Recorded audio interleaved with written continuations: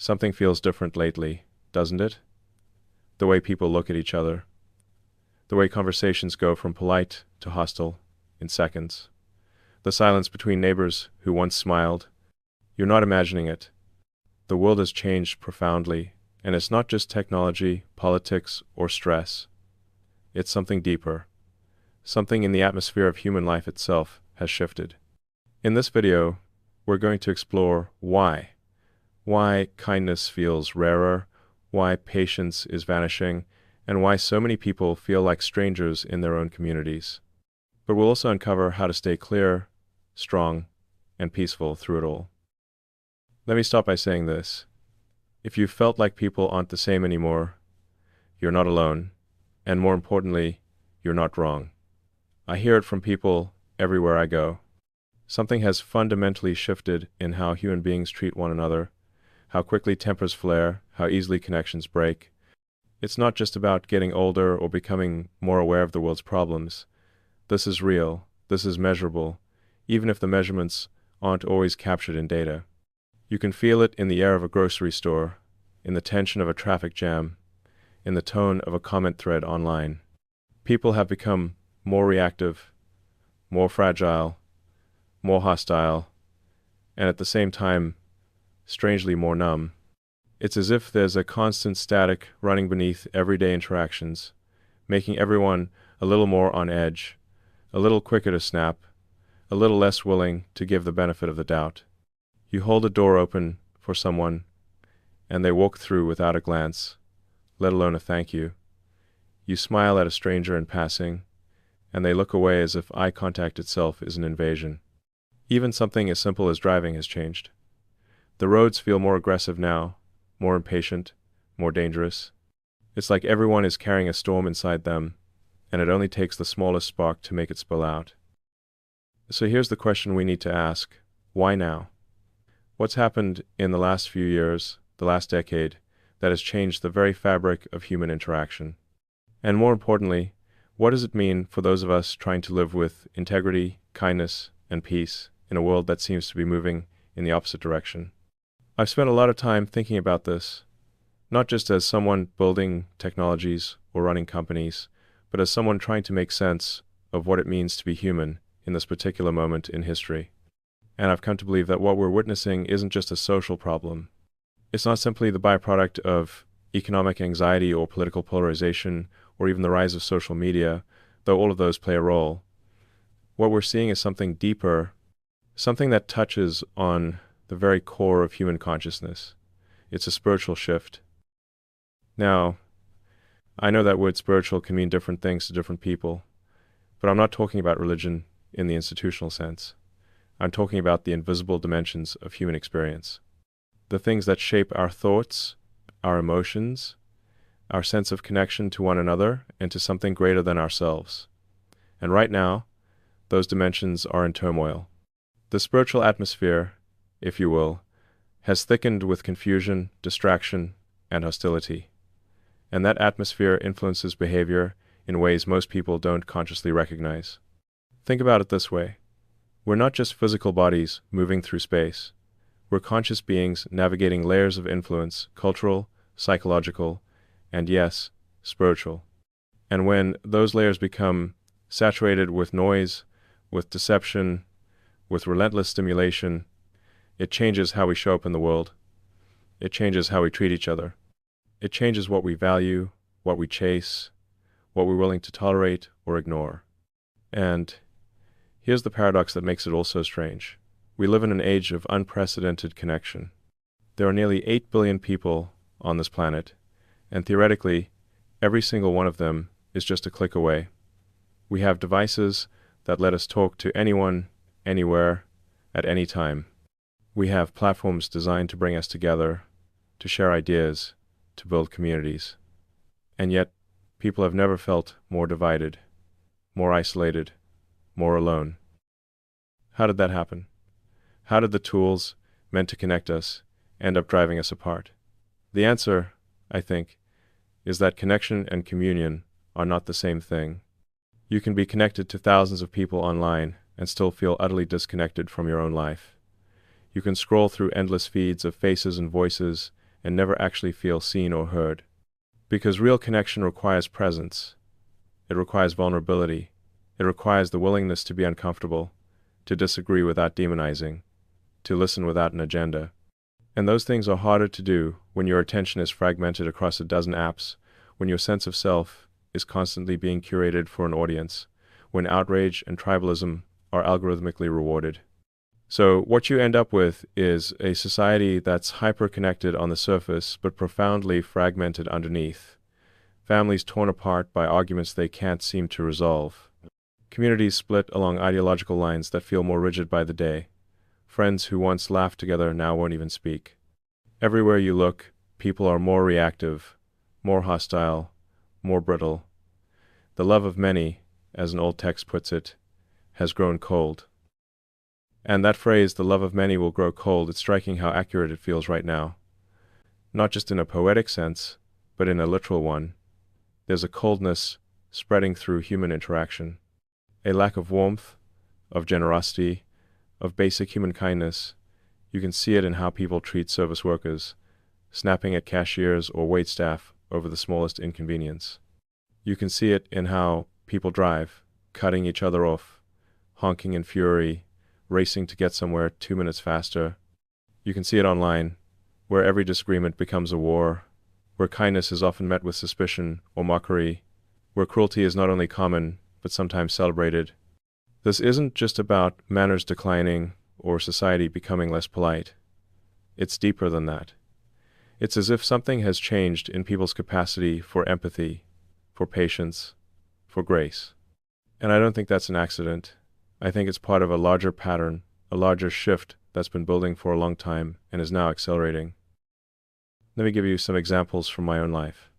I travel a lot, I meet people from all kinds of backgrounds, and I pay attention to the small moments, the everyday interactions that reveal how people are really doing. And what I've noticed, especially in the last few years, is a palpable tension in public spaces. You walk into a store, and you can almost feel the heaviness in the air. People are tense, restless, quick to anger. Employees look exhausted, not just physically but emotionally. Customers seem perpetually dissatisfied, as if nothing is ever quite good enough. There's an impatience, an edginess that wasn't there before. Or if it was, it's amplified now. I remember a time, and I know this might sound nostalgic, but hear me out. I remember a time when neighbors helped one another without hesitation, when strangers looked out for each other, when there was a baseline assumption of goodwill. If someone's car broke down, people stopped to help. If a kid fell off their bike, the nearest adult rushed over. If you made eye contact with someone on the street, you nodded, maybe said hello. These weren't grand gestures. They were just the fabric of everyday life. But that fabric has frayed. Now, you see people not only ignoring others in need, but sometimes even celebrating their misfortune. That schadenfreude, that delight in someone else's pain, it's become disturbingly common. And that is deeply unnatural. That is deeply spiritual.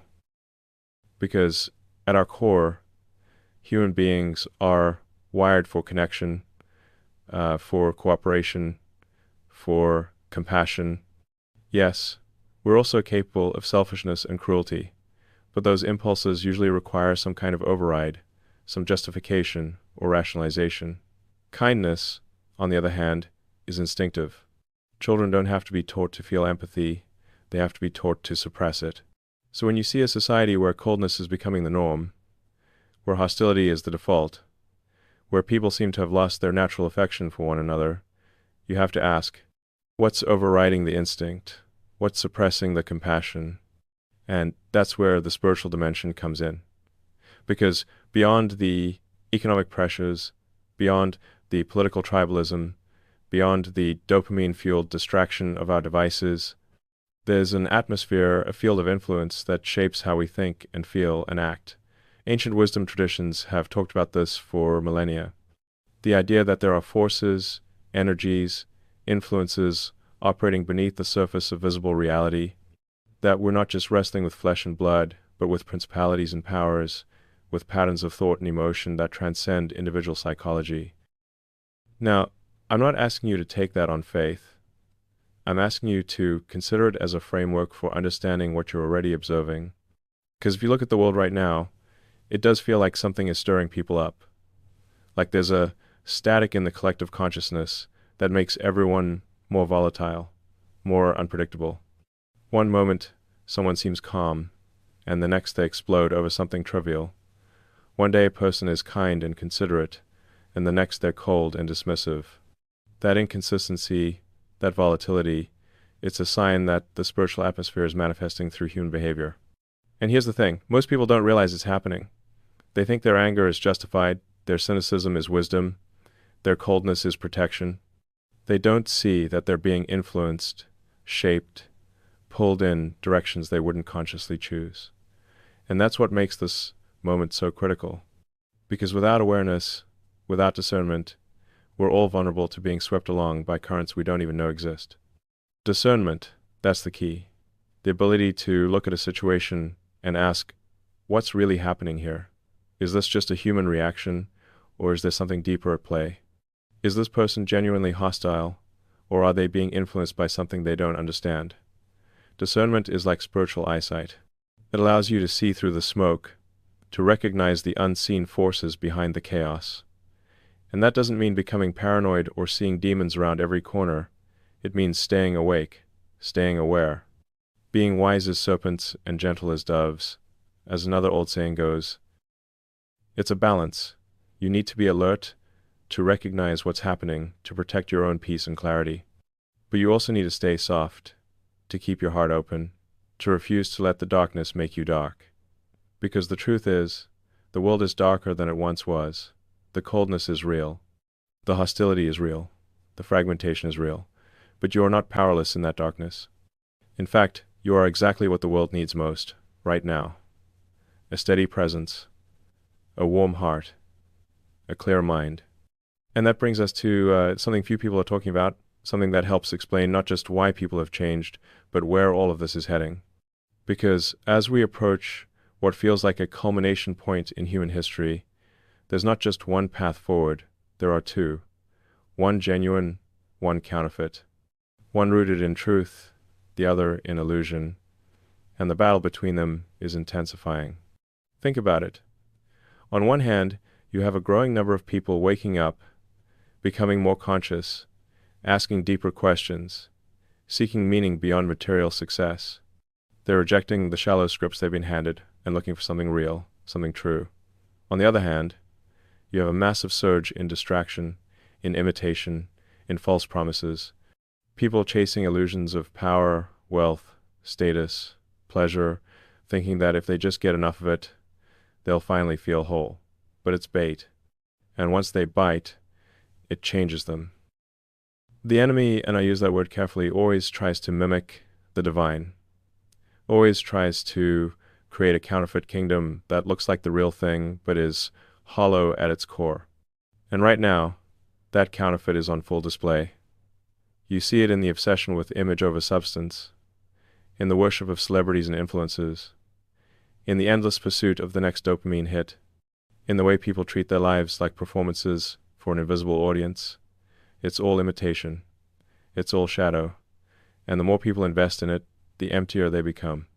And that emptiness manifests as anger, as cynicism, as coldness. So what you're witnessing around you, the rising cruelty, the delight in violence, the coldness of people's hearts, these are symptoms of that counterfeit kingdom tightening its grip. It wants to pull everyone in before the true path becomes clear. It wants to harden hearts, fragment communities, isolate souls. Because isolated, confused, angry people are easier to control, easier to manipulate, easier to lead astray. But here's the good news. You don't have to be swept along. You have a choice. You have a choice in every moment about who you're going to be, what you're going to feed, what you're going to allow to influence you, and that choice matters more now than it ever has. Because the darker the world becomes, the brighter a single light can shine. The colder people's hearts grow, the more powerful a single act of warmth becomes. And that's what I want to talk about now. Not just what's happening around us, but how we navigate it, how we live with clarity and peace when everything feels confused. How we keep our own hearts soft when the world is hardening. Because understanding the problem is only half the equation. The other half is knowing what to do about it. First, let's talk about what not to do. When you see people acting cold, hostile, unpredictable, the temptation is to respond in kind, to harden your own heart, to become defensive, cynical, withdrawn, to say, if that's how the world is now, then I'll just protect myself and stop caring. And I understand that impulse. It's a natural response to feeling hurt or disappointed by humanity. But it's also exactly what the counterfeit kingdom wants. It wants you to give up on connection. It wants you to close off. Because once you do that, once you let the coldness in, you become part of the problem instead of part of the solution. The other temptation is to withdraw entirely, to say, this world is too broken, too chaotic, too hostile. I'm just going to pull away and focus on my own little bubble. And again, I understand that. Sometimes we need to create space, to set boundaries, to protect our peace. But wholesale withdrawal isn't the answer either. Because the world needs people like you, people who remember what kindness looks like, who still believe in compassion, who haven't given up on humanity. If all the good people withdraw, who's left to be the light? So what's the third option? What's the path that's neither hardening nor withdrawing? It's something I call aware engagement. It means staying present, staying connected, staying involved in